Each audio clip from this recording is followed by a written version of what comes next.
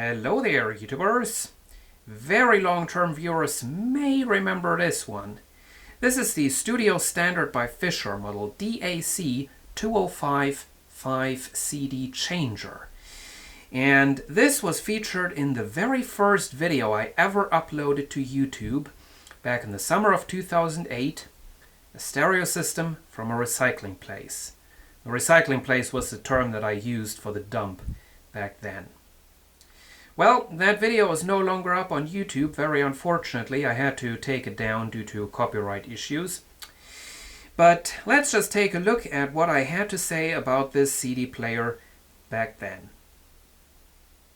I want to present the operation of this Fisher 5 CD changer. So press eject and get a CD, and then a second CD and a third CD, and then close this door. Then you can see the display, and then press play, and then we can hear some music. First, the mechanism will do some things. You can see a red light there, and then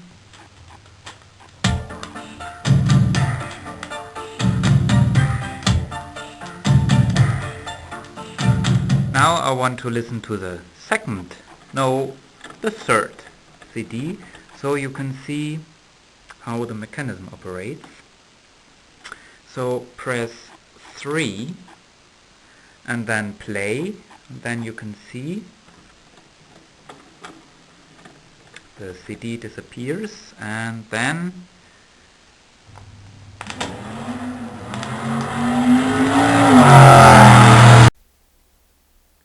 And here we are in the year 2012, and there is the CD player, still in my collection, but sitting on the workbench.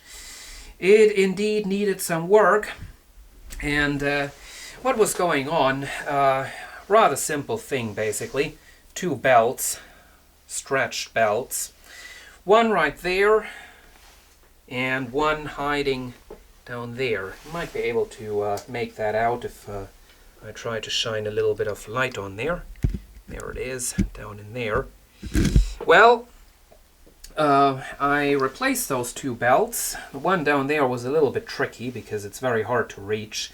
What I did was I went ahead and put the thing into eject, and then you can kind of work through the hole right there. But that's really not a good solution at all. Anyway, this right here, this was what was causing trouble. The belt was slipping, and since that belt is responsible for spitting out the drawer, that was a really annoying problem. So replaced all those belts. The one down there was still working perfectly fine, but I thought before it's going to cause me problems in the near future, you better go ahead and replace it while you're at it. I also cleaned the laser. Unfortunately, not much success. Unfortunately, this CD player is definitely on its way out. If I just play a CD, I do have 5 CDs loaded into there. Now, it'll load the thing, and it starts up pretty fast. That's nice. That's very nice. I always like that. But if I go into the scan mode, you're going to be able to see this thing. As you can see, it takes a while until it catches up and does what it's supposed to do. And the other CDs that I have in there are self-recorded CDs, CDRs, of a questionable quality, and those actually do have some much more serious problems. Some of them sometimes won't even play, so the laser is on its way out, and I don't think it'll be possible to find a replacement for it. But there is that. And well, there are the electronics over there. Now this thing, I used it for quite a while together with the Fisher stereo system right there. That system originally came with a DAC-204. That was not a 4-disc changer, it was a 5-disc changer as well. The difference was that that did not have a headphone jack and volume control, that was missing. And it did not have its own remote control. It used the amplifier's system remote control, which I don't have.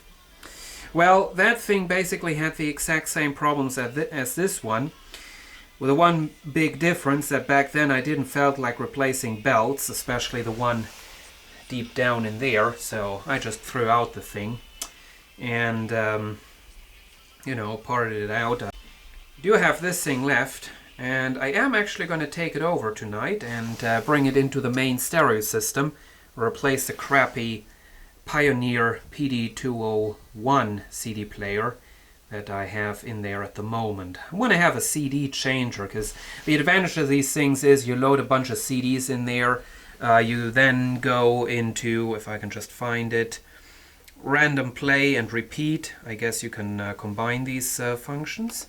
Let's just see if we can... Yep, that is possible. Random play and repeat. And the thing is going to entertain you the whole afternoon, so that's a nice feature. Now, a feature that I just came across while playing around with this CD player is something that, well, I actually didn't even know what that was until UXW Bill, I believe, he was who explained it in one of his videos. That is the index.